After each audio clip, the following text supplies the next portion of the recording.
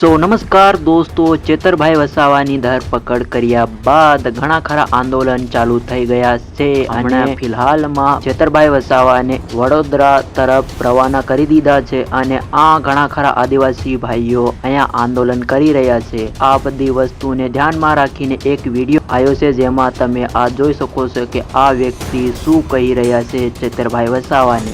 તમે પોતે જ જોઈ લો। તો નમસ્કાર મિત્રો, તમે બધા મજામાં જ હશો, પણ આપણે અત્યારે નથી, ક્યારેક ક્યારેક મજામાં આવી જઈએ। કેમ કે યાર જ્યાં સુધી અન્યાય થશે ને ત્યાં સુધી આપણને મજા નહીં આવે ભાઈ। આજે તમને હું એક એવો ખુલાસો બતાવવા જઈ રહ્યો છું મિત્રો। આ વિડીયો તમે જો, તમને મજા આવે, લાઈક કરો, કોમેન્ટ કરો, એ નથી સમજાતું યાર। આજે મને એ ખબર પડી કે આયા ઊંટ પહાડ કે નીચે, આ કહેવત છે।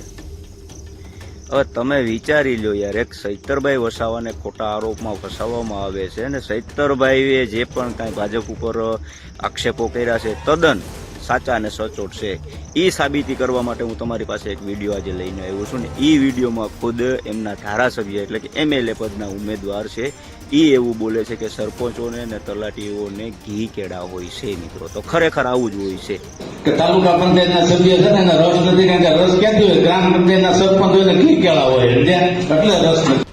100% સાબિત કરીને બતાવી દીધું। એટલા માટે તો મનરેગામાં છે અથવા વાસ્મો પુરસ્કાર છે, શુભલમ સુફલમ યોજના છે, આવી બધી યોજનામાં ભ્રષ્ટાચાર થવાનું કારણ એક જ, સરપંચ તલાટી ધારાસભ્ય સાહેબ કહે છે એ પ્રમાણે હું કહું છું, બરાબર? કેમ કે જો ધારાસભ્ય એવું કહેતા હોય તો 100% સાચી જ વાત હોય, 99% નહીં પણ 110% જે આપણા ધારાસભ્ય અત્યારે બોલે છે તે તમે સાંભળી લેજો મિત્રો। ખરેખર સાચું જ છે અને આવું બને છે। એને સ્વીકારી લીધું, ભાજપની પાર્ટીએ સ્વીકારી લીધું છે મિત્રો, બરાબર? તો આના માટે આપણે એટલું જ કહેવાનું છે કે તમે ખુદ કરો છો, તમે ખુદ સ્વીકારો છો, તો યાર એક સીધા સાધા માણસ ઉપર શું તમે અત્યાચાર કરો છો? આ એક અન્યાય છે, સરકારનું પત્તું કપાઈ જશે, બરાબર? એટલે બને ત્યાં લગી મિત્રો, અને ખાસ ભાજપ સરકારમાં અત્યારે મોસ્ટ ઓફલી મિત્રો ખરેખર જેટલા પણ અધિકારીઓ છે ને, જેટલા પણ મોટા નેતા છે ને, એ બધા નેતામાંથી અમુક નેતા સારા પણ છે, અમુક નેતા ખરાબ પણ છે।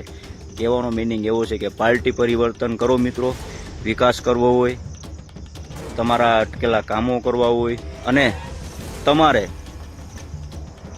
કોઈની ગુલામીમાં ના જીવવું હોય ને તો પાર્ટી પરિવર્તન મિત્રો અવશ્ય કરજો।